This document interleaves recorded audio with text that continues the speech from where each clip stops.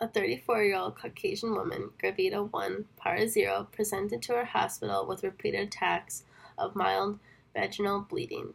Our patient, according to her sure, reliable dates, was 16 weeks and 3 days pregnant.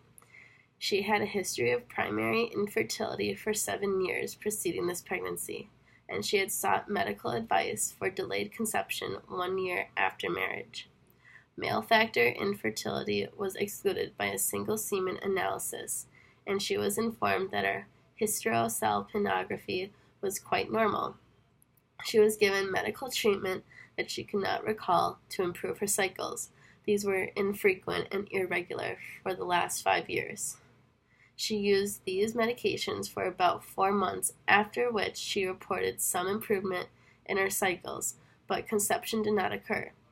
A hormonal profile was ordered, and our patient was examined transvaginally by ultrasound. Subsequently, she was informed she had bilateral polycystic ovarian syndrome. Her physician prescribed clomiphene citrate, 100 milligrams for 5 days, beginning on the 2nd day of her cycle. Our patient continued taking the drug without ovulation monitoring, and the regimen was repeated with an increasing dose up to 200 milligrams daily for 6 successive months. A laparoscopic ovarian drilling was performed, and our patient resumed using clomiphene citrate 3 months after the operation without prescription. 2 months prior to admission, she took 250 milligrams of clomiphene citrate, beginning from the 2nd day onwards until the 13th day of the cycle. Our patient had a missed period immediately after this haphazard regimen. Pregnancy was confirmed by a urine pregnancy test, then by a transvaginal ultrasonographic examination that was carried out 6 weeks and 3 days after her last menstrual period. According to this ultrasound report, the gestational sac corresponded to 7 weeks of gestation. However, there was no comment regarding the presence of the theca lutein ovarian cyst. She did not follow up with her pregnancy until she reached 16 weeks of gestation. At the time, she experienced recurrent attacks of vaginal bleeding that she described as mild and dark-colored. Apart from pallor and tachycardia, our patient appeared quite normal on general examination.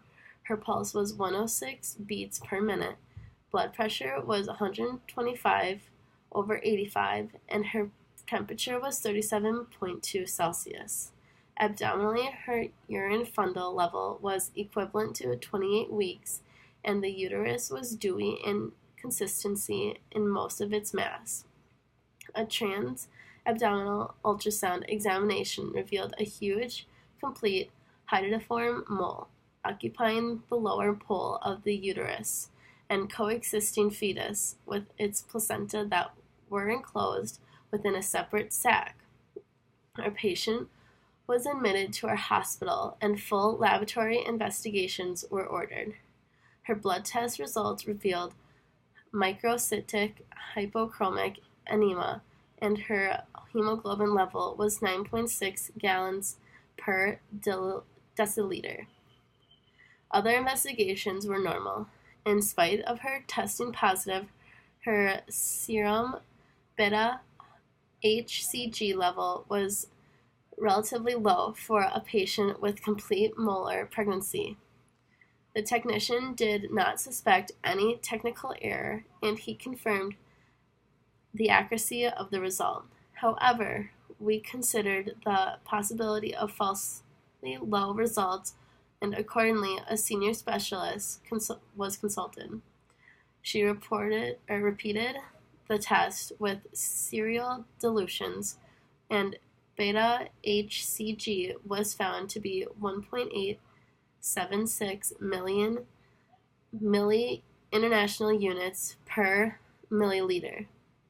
Our patient was concealed about the risk of continuation of this pregnancy and the low possibility of fetal survival.